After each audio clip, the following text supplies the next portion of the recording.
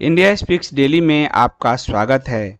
India speaks daily को subscribe करें, इसके बेल आइकन को जरूर दबाएं। ज्वाइन बटन के जरिए आप इसकी सदस्यता जरूर लें और यदि इसका कंटेंट आपको गुणवत्तापूर्ण लगता है तो आप 100 रुपीज़ पर मंथ का सब्सक्रिप्शन जरूर पे करें। राजीव आनंद जी पूछ रहे हैं, divide and rule that's all every leaders are doing, BJP is now another normal डालो। वही स्थिति है, डिवाइड एंड रूल। समानता का अधिकार कहां मिला? हम तो समानता की बात कर रहे हैं, वो दीजिए, सब कुछ खत्म हो जाएगा जी। भगवा Bharat, welcome to silver membership, आपका बहुत बहुत धन्यवाद है। ब्रह्मगौड़ जी, आपका बहुत बहुत धन्यवाद है। Are the Muslim so powerful in India that force every government becomes, वो इसलिए अपीसमेंट करते हैं। एक तो वो इकट्ठे वोट करते हैं, हिंदुओं को पहले और हिंदू ऐसा जाति नहीं कि बटा हुआ है, उसको जातिगत तोड़ा जाता है। इस 303 की सरकार में भी OBC, ST, ST supreme court के फैसले पलटे गए हैं। लालू मुलायम तो है ही तोड़ने वाला, कांग्रेस तो घिनाष्टक से भी घिनाष्टक है तोड़ने वाला, और कम्युनिस्ट तो देसी तोड़ने वाला। तो बकायदा हिंदुओं को तोड़ो और हर टिड्डे को जोड़ो, हरे और सफेद टिड्डों को जोड़ो। ये अभियान जो देश में चला है, उसने उन हरे टिड्डों को मोस्ट पावरफुल सेगमेंट बना दिया। ये जवाहरलाल नेहरू के समय से चल रहा है। इसमें तुष्टिकरण वोट के लिए एक लाइन भी मैं पढ़ ही देता हूं, क्योंकि वो आज की बात नहीं है। आपको वोट का एक लाइन राम मनोहर लोहिया लिखते हैं भारत विभाजन के गुनाहगार में, इस अपराध के पीछे क्या भावना रही? ये जो तोड़ने का अपराध है, क्या भावना रही? वोट प्राप्ति की इच्छा और बहुरंगी समाज का तत्व ज्ञान, यानी कि कॉस्मोपॉलिटन सोसाइटी। जो नेहरू नहीं बोलता था,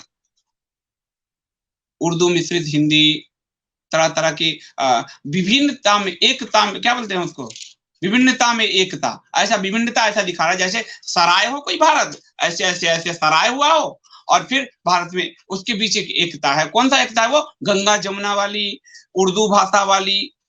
तो लिखते हैं ये राम मनोहर लोहिया, वोट प्राप्ति की इच्छा और बहुरंगी समाज का तत्वज्ञान, देश के लगभग सभी राजनीतिक तत्व, विशेषकर वे जो धर्मनिरपेक्ष का दंभ भरते हैं, इसके शिकार रहे। वोट प्राप्ति का यह धंधा दीर्घ काल तक चल सकता है। उन्होंने तब कहा यह दीर्घ काल तक चल रहा है।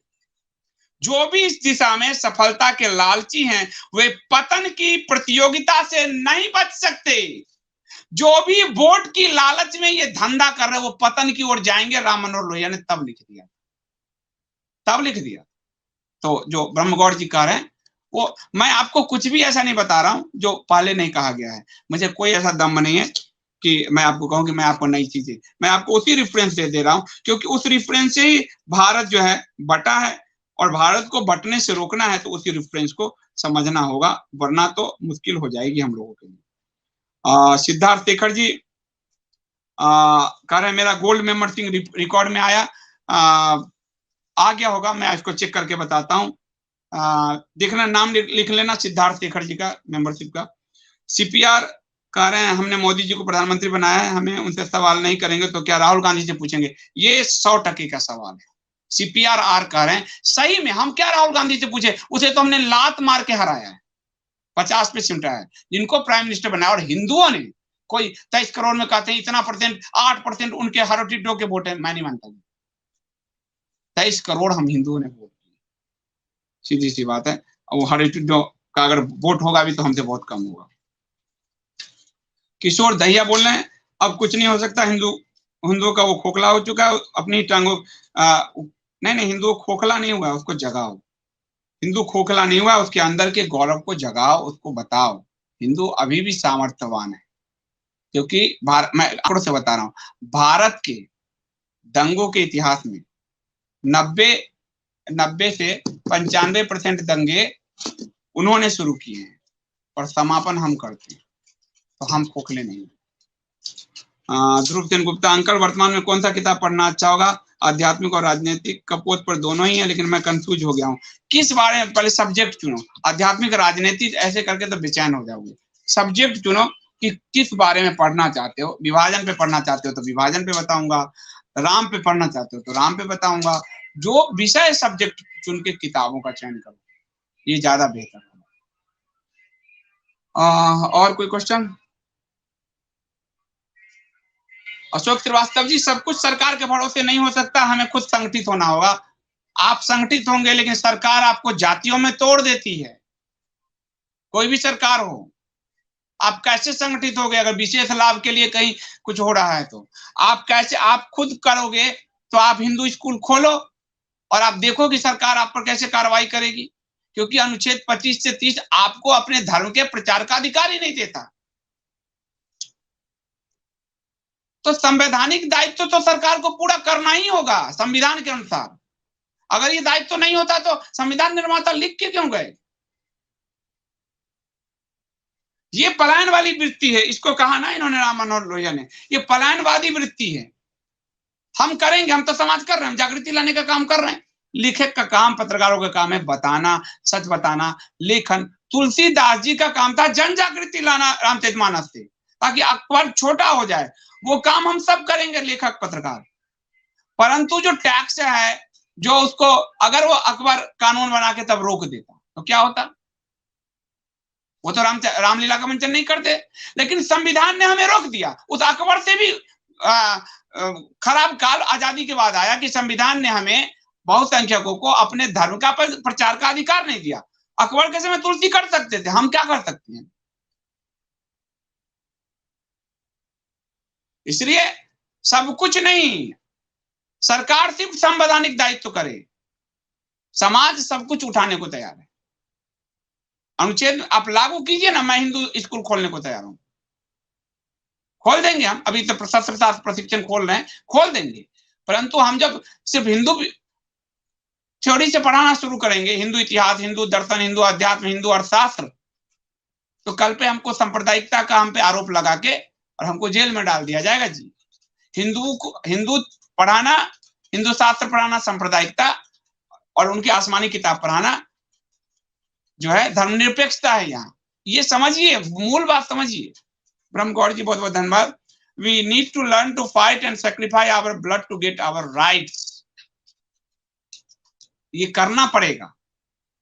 परंतु अभी हमारी सरकार है, हम सड़क पे नहीं उतरना। कोई कांग्रेस की तरह नहीं कि देश डुबा देगी, परंतु आपको हिंदू अधिकारों के लिए कब लड़ोगे तो सरकार भी लागू करेगी। वरना सरकार के ट्वीट हैशटैग में फंसोगे तो लग जाएगा 10,000 हैशटैग तो हमारा हो ही रहा है, तो फिर वो नहीं कर पाएगी। इसलिए आपको अपने अधिकारों के लिए सजग होकर लगातार हथौड़े छेनी की तरह जब पटकोगे तब जाके मूर्तियों का आकार आएगा। वरना आप देख लो, एक अम्बेडकर जी लिख गया, लेकिन अम्बेडकर की मूर्तियां तो भारत में बन रही है, पर अम्बेडकर जो कहा के गए हैं हर चीजों के बारे में वो कोई बताएगा नहीं आपको। तो लेखक पत्रकार का काम है आपको बताना, सरकार का काम है सच बातों को लागू करना, और समाज का काम है उसका जो निचोड़ है छन्नी की तरह, उसके अनुसार अपने आप को जीवन को ढालना, चलना। ये 4 वर्ण क्या है? ये 4 स्वभाव है। ब्राह्मण का काम है ज्ञान फैलाना, जागृति लाना। क्षत्रिय का काम है, जो आज का राजा है, आज का प्रधानमंत्री, उसको लागू करना, समाज की रक्षा करना। वैश्य का काम है कि वो देश की अर्थव्यवस्था को मजबूत करना, व्यापार करना, संपत्ति अर्जित करना स्वयं के लिए और राष्ट्र के लिए। और शूद्र का क्या काम है? सेवा, जैसे आज का सर्विस सेक्टर है, टेलीफोन सेक्टर, ये सारे जो आप देख रहे हो सब सर्विस सेक्टर। तो ये दायित्व को एक ही आदमी केवल समाज पे कैसे डाल दोगे आप? राजा के कर्तव्य क्यों बताए गए? इसलिए आपको जाति में कंफ्यूज किया गया कि मूल कर्तव्य भाव ही खत्म हो जाए। विवेक जी कह रहे हैं सर दुख होता है अपनी ही सरकार की इस रवैये से। मुझे दुख होता है तभी तो मैं बोल रहा हूं, वरना मुझे क्या कांग्रेस की सरकार को हटाना था तो जैसे सब आंदोलन में हम भी नौकरी छोड़ के किताब लिखने में लगे थे। हमें दुख हो रहा है कि हम इस गिमिक में फंस रहे हैं, ये ट्रेंडबाजी में फंस रहे हैं। दुख हो रहा है कि दोनों बातें एक ही ट्वीट में कहा दी जाती हैं। अगर विभाजन की वैमनस्यता की स्मृति हमारे अंदर होगी तो भ्रातृत्व का भाव कैसे होगा? ये तो सिंपल सी बात है। 2 ट्वीट यही है। इसी से लगता है कि राम मनोहर लोहिया ठीक कह रहे थे। अंकल मुझे राजनीति और समाज शास्त्र पढ़ना है। आप तो जानते हैं कि मेरा सब्जेक्ट पॉलिटिकल साइंस है, ये लास्ट ईयर में है एमए का। तो अभी तो पहले मैं थोड़ा बहुत जो भी जानता हूँ अपने कोर्स के कानून, तो अभी पॉलिटिकल साइंस की जो भी पुस्तकें हैं तुम्हारे पास कोर्स में उसको पढ़ो, और उसके बाद सब्जेक्ट वाइज मुझसे पूछते जाना, मैं बताता जाऊंगा। जैसे पूछोगे कि उनको अलग अलग चीजों पे पूछा कि समाजशास्त्र में पूछना है कि अपराध में क्या है, हिंदू विवाह पद्धति पे क्या पढ़ना है, हिंदू धर्म पे क्या पढ़ना है, तो मैं अलग अलग बताऊंगा। हिंदू समाज पे क्या पढ़ना है, भारतीय समाज, श्यामाचरण दुबे जी की अच्छी किताब है, वो कैसे क्या पढ़ना है। पॉलिटिकल साइंस में अगर पढ़ोगे तो प्लूटो और अरस्तु से लेकर अब तक के जो पूरी दर्शन है, परंतु सवाल ये है कि सब में लेफ्टिस्ट हैं, तो पढ़ना नंबर लाने के लिए, और बाकी पॉलिटिकल साइंस और इन सब पे मुझसे पूछते रहना। विभाजन पर कोई अच्छी किताब बताइए। देखिए इन्होंने बहुत अच्छे प्रश्न पूछे, अभी इन्होंने पूछे थे। विभाजन पे मैं अपनी कोई तारीफ नहीं करना चाहता, लेकिन आपको एक प्रियंवद की किताब मिलेगी, अच्छी किताब, हिंदी में है, हिंद पॉकेट पे होगा, विभाजन की असली कहानी। और उसके बाद एक तो आपको फ्रीडम एंड मिडनाइट भी पढ़िए, वो जरूरी है। उससे आपको बहुत सारे तथ्य मिलेंगे, जैसे कि आजादी मिल गई और नेहरू और पटेल दोनों उसको संभालने की स्थिति में नहीं थे, तो गए वायसराय के पास कि हमारी ये आजादी तुम वापस ले लो। इसलिए मैं कहता हूं कि हमारे नेता आजादी को सरेंडर करने गए थे। फिर आपको पता चलेगा फ्रीडम एट मिडनाइट से कि वायसराय जो आया था लॉर्ड माउंटबेटन, वो एक कनेक्शन से आया था। सिंगापुर में जवाहरलाल नेहरू से मुलाकात हो चुकी थी, तो लॉर्ड बेबल भारत विभाजन का विरोध कर रहा था, एक तरह विभाजन का नहीं, वो एक स्वायत्तता देने के पक्ष में था अलग अलग प्रांतों को अमेरिका की तरह, और वो ये चाह नहीं रहे थे। तो जवाहरलाल नेहरू ने कैसे माउंटबेटन को बुलवाया, और बहुत कुछ मैंने आपको संघ के जो द्वितीय सरसंघचालक है उसमें एक चैप्टर ही है भारत विभाजन, तो उसको बहुत समराइज करके लिखने का मैंने प्रयास किया है। तो इस पुस्तक से भी आपको बहुत मदद मिलेगी। कपोत.in पर ये पुस्तक उपलब्ध है।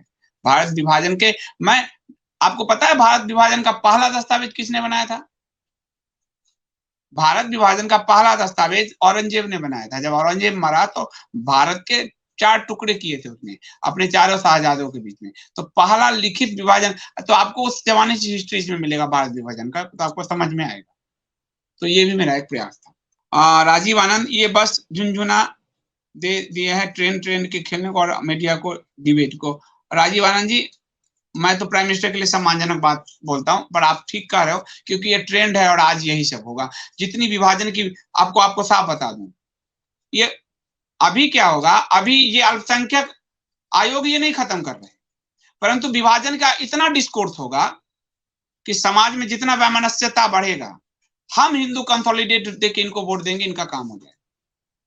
और वो उधर उनकी वैमनस्यता ऐसा है कि वो हिंदुओं का संहार करते हैं, बंगाल से लेके दिल्ली से लेकर हमारे साधु पे आक्रमण करते हैं, पर उसकी कोई रक्षा नहीं हो पाती। उनकी वैमनस्यता हम पे फाइट के रूप में आती है, हम पर हमला करते हैं, हमारे अंदर की वैमनस्यता इनको वोट से आगे बढ़ाती है। तो यही समाज का एक ट्रेंड बना।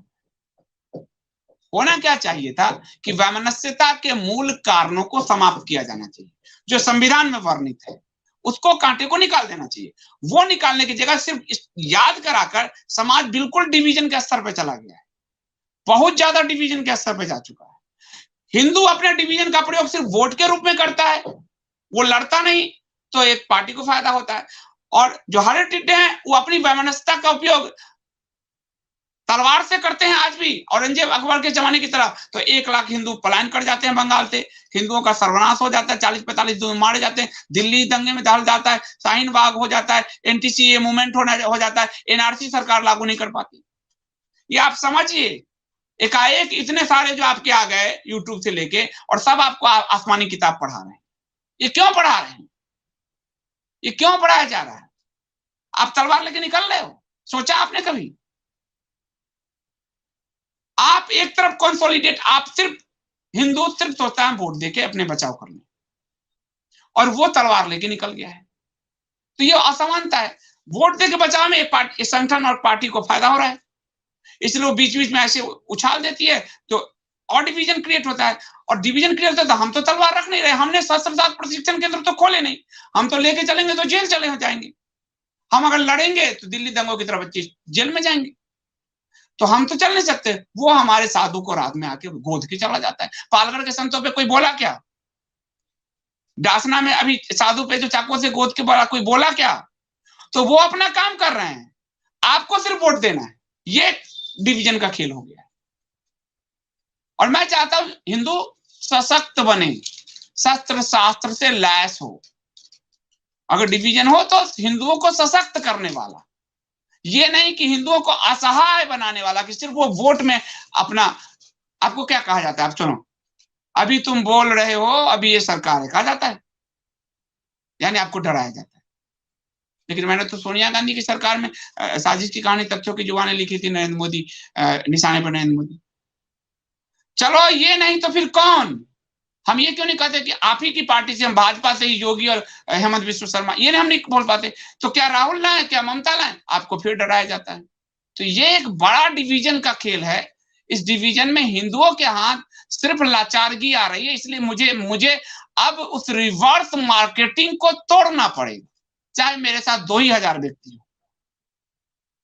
ये रिवर्स मार्केटिंग है, जो हिंदू लाचार असहाय सरकार को वोट करे, किसी एक सरकार को, और वो जो है हरे टिड्डे, वो तलवार लेके कूद पड़े। और तुम तलवार लेके जाओगे तो तुम्हें तो अधिकार ही नहीं है।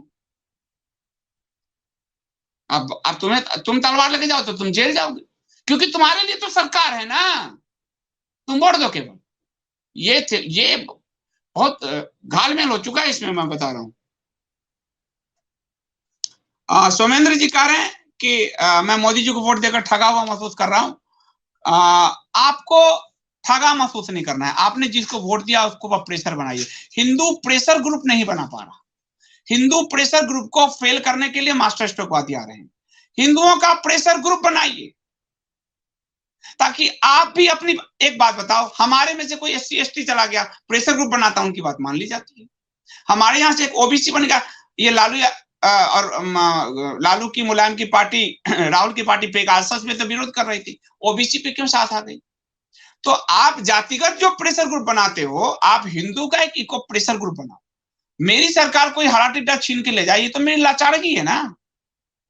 मैं अपनी सरकार से अपना काम कर रहा हूं। तो ये हम प्रेशर ग्रुप, और इस प्रेशर ग्रुप को नहीं बनने देने के लिए बीच में मास्टर स्ट्रोकवादी है, जो हमारे और आपके बीच, सरकार के बीच में एक लालची ग्रुप आया हुआ है,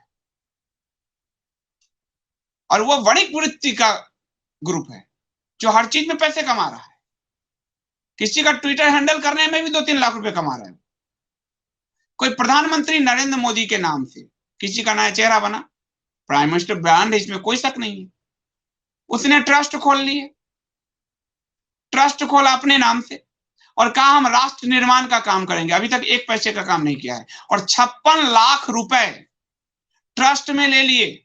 वो रोज मास्टर स्ट्रोक कर रहा है, क्योंकि प्राइम मिनिस्टर के ब्रांड का उपयोग उसने अपने आप को लाखपति बनाने में किया। 56 लाख लोग फ्री में चंदा दे दिए, भारत निर्माण का एक काम नहीं किया। और इसीलिए मैं इससे बचता हूं। इसलिए मैं कहता हूं, आप कंटेंट का पैसा भरिए। मैं आपको सर्विस दे रहा हूं कंटेंट का, आप उसका कंटेंट का पैसा भरिए, मूल्य चुकाइए। और तब मैं आपको वेब भी दे पा रहा हूं। वो राष्ट्र निर्माण पे कुछ नहीं दे रहा, मैंने आपको वेब दिया, ऐप दिया, आपको मैंने ई-कॉमर्स दिया, पब्लिकेशन दिया। मैंने आपसे चंदे नहीं मांगे। मैं आपसे कह रहा हूं, आप इस कंटेंट का मूल्य चुकाइए। जैसे आप अमेजन का चुकाते हैं, नेटफ्लिक्स का चुकाते हैं, अखबार का चुकाते हैं, डिश का चुकाते हैं, वैसे अगर समर्थ साथी इसका मूल्य चुकाइए। असमर्थ साथी बिल्कुल मत चुकाइए। 10 समर्थ चुकाएंगे तो 100 असमर्थ साथी देख लेंगे। वो मोदी जी के नाम का उपयोग करके अपने नाम से ट्रस्ट बनाते हैं, और फिर 56 लाख रुपए राष्ट्र निर्माण पे ले लेते हैं। वो आपको चीट कर रहे हैं, और आप उन मास्टर स्ट्रोकवादियों के उसमें कूद रहे हो, क्योंकि वो नरेंद्र मोदी जी के नाम का उपयोग कर रहे हैं। वो आपको गुमराह कर रहे हैं, वो कल को चलते बनेंगे। और वो प्राइम मिनिस्टर सरकार को भी कमजोर कर रहे हैं। उनके समर्थकों की बात उन तक नहीं पहुंचने दे रहे। बीच में अपने भाजी, जो दलाल नहीं होते, दलाल बीच में कुछ ज्यादा चल रहा, 1% कमीशन मेरा इधर से दे, 1% उधर से, 10% का कमीशन दे। वो बीच में कमीशन खोर बैठ गए, जो मेरी यानी जनता की और सरकार की, प्राइम मिनिस्टर के बीच में अवरोध बने हुए। इसलिए वो आपको इतना ज्यादा ट्विटर पे गुड़िया देंगे, टेलीग्राम पे गाली गलौज करेंगे। सरकार को भी लगता है अच्छा, ये तो आपस में भिड़ रहे हैं। तो वो आपको प्राइम मिनिस्टर और सरकार से पहले इन मास्टर स्ट्रोकवादियों को ठीक ढंग से ठोकना पड़ेगा, यानी मास्टर स्ट्रोक लगाना पड़ेगा इनके विरुद्ध। राजू पांडे जी बहुत बहुत धन्यवाद, यूट्यूब मेंबरशिप के लिए आपका बहुत बहुत धन्यवाद। इसलिए सोमेंद्र जी निराश मत हो, न रहो न निराश करो मन को, कुछ काम करो कुछ काम करो। सरकार हमारी है, हमको अपने रास्ते लाना ही पड़ेगा, मैं सिर्फ यही कह रहा हूं। अंकुर कौशिक जी बहुत बहुत धन्यवाद आपका। RW मिल के 8 साल के बच्चे के लिए हिंदुफोबिया ट्रेंड कर रहा है, देखो लो आप, ट्रेंड क्यों नहीं करते जिससे प्रेशर पड़े, बट हम सब कहते हैं करते नहीं कुछ भी। वो कह रहे हैं कि 8 साल के बच्चों के लिए हिंदुफोबिया ट्रेंड क्यों नहीं करते, हम सब करते हैं, कहते हैं करते कुछ नहीं। ये बात वो ठीक कह रहे हैं कि अब, पर सवाल ये है कि हमारे अंकुर जी हमारी तरफ से जो ट्रेंडर्स हैं, मैं ट्रेंड वाला ग्रुप से नहीं हूं, वो सारे ट्रेंडर्स जितने ट्रेंड चलाने की क्षमता रखते हैं ट्विटर पे, वो सब किसी न किसी नेता, मंत्री, विधायक, पार्षद का ट्विटर हैंडल और सोशल मीडिया हैंडल करते हैं, वो ये नहीं चला रहे हैं। और कम से कम 1000-1200 लोगों का ट्रेंड चाहिए, वो तो मेरे को मिलेगा नहीं। हमें भी करना चाहिए, आपकी बात से मैं सहमत हूं, पर ये वो लोग जो ट्रेंड सेटिंग का पूरा खेल करते हैं। मैं तो कभी कभी ट्विटर पर प्रकट होता हूं, आता हूं, जाता हूं, मेरी पोजीशन है। मेरा काम है आपको पुस्तक देना, पुस्तक आप तक सही ढंग से पहुंच जाए, कोई नहीं छाप रहा पब्लिकेशन देना, वीडियो और वेब के थ्रू जन जागृति लाना, ये मेरा काम है। ट्रेंड व्रेंड का खेल में मैं तो अभी तक नहीं पढ़ा हूँ, न पढ़ता हूँ, क्योंकि ये सब हवाई चीजें हैं, जमीन अलग होती है। लेकिन आपकी बात से मैं सहमत हूं कि हमें चलाना चाहिए। जो लोग चलाते हैं भाई, आप वो देखो और इसको चलाओ, हिंदू भव्य वाली बात। राम बोरदेसी, क्या नाम है उनका उच्चारण एक बार देखिए। मोहन भागवत ने कहा दिया कि एम इंसान में हिंदू परसिक्यूशन के जिम्मेदार हिंदू खुद हैं, आपका क्या विचार? ये कब कहा इसने?